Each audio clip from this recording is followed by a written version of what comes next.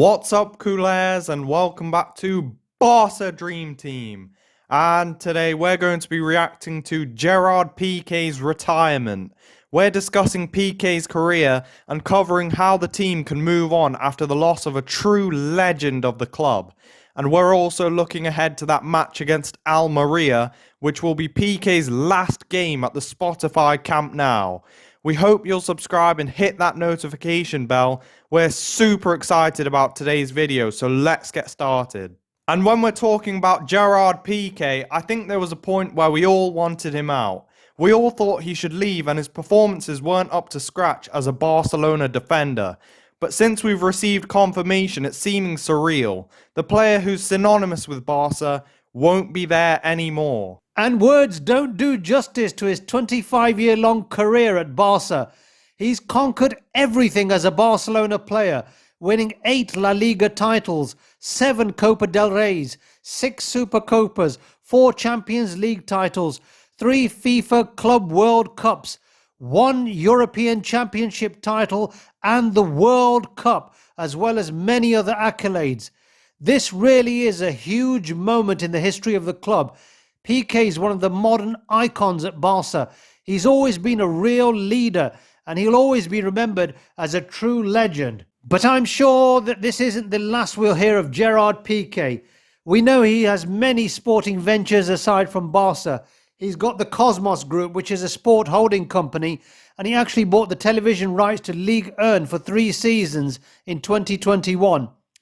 You know, he's the owner of FC Andorra, who currently compete in the Segunda Division. Piqué is really investing to try to gain their promotion to La Liga. And it was a nice touch in the announcement video for him to look up to the presidential box, hinting at a possible return to the club in a more directorial role. I mean, he's called El Presidente for a reason. Now, we've been anticipating this kind of move from Piqué. It was just a matter of time, really, and we highlighted the fact that it was a real possibility a few weeks ago. You can check out our video where we looked at Piqué's exit and what that would mean for the possible return of Lionel Messi by clicking the card at the top of your screen. But back to Piqué now, and his retirement comes at a good time.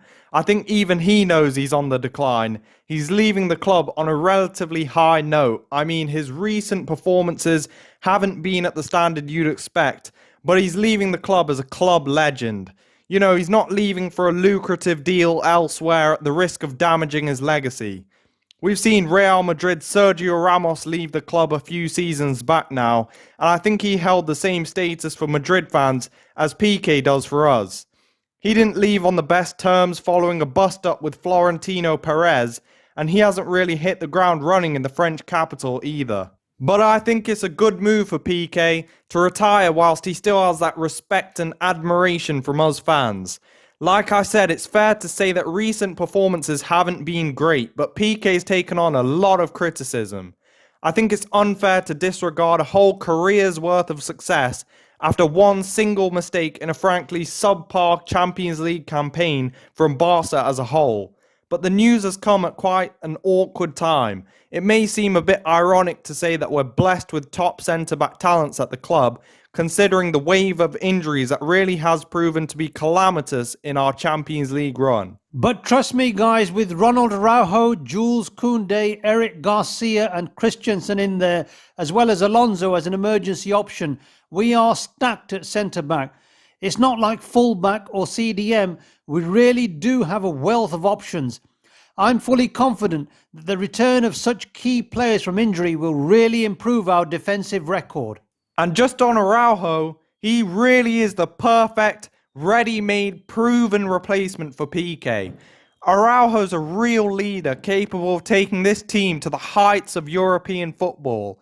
He's become such an important figure in the team that we've really been suffering without him. In fact, I'd go as far as to say that he should be a future captain. And we've seen his determination and drive to come back from major injuries before. He's even played matches with screws, literally holding his hand together.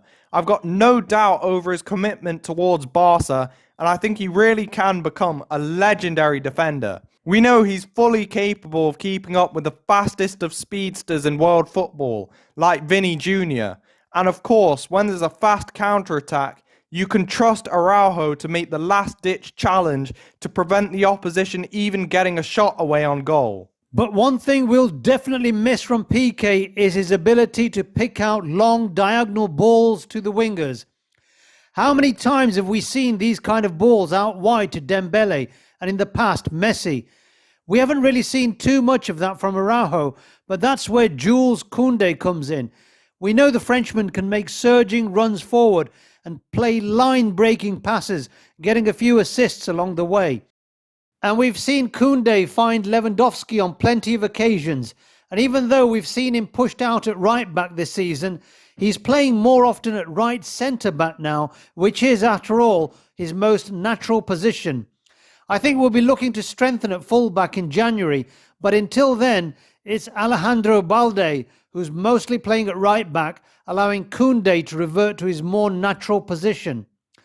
And as Barca fans have really been deprived of that Araujo-Koundé partnership, we were so excited to see that this season.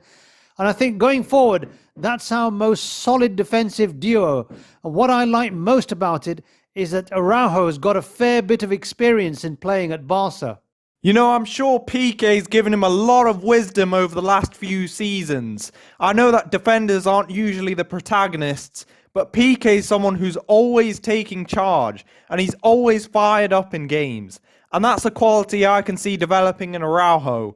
They're two players who play with their heart on their sleeve, and to be honest, you love to see it. And in many ways, Araujo's journey to becoming our best defender is largely reminiscent of Pique in the sense that he's played with a club legend in Pique, just as he did with Carlos Puyol. So I really feel that Araujo's definitely capable of taking over that mantle from Pique. But anyway, we're all eagerly awaiting Gerard Pique's final game at the Spotify Camp Nou against Almeria. I'm sure he'll have a great reception, most likely a guard of honour too. And let's hope for a great turnout, because Xavi will probably start Pique and then take him off towards the latter stage of the game so he can receive a well-deserved thunderous applause. But it's important to say thank you, Gerard Pique. He can really leave the club with his head held high no matter what the result is on Saturday, because it will be Pique's day. So let's get that win to cap off a successful career for El Presidente. So if you like this video, guys, and you want to stay up to date with Xavi's Barca Dream Team, make sure to hit that notification bell. Subscribe to BDT, and we'll see you next time. Visca Barca!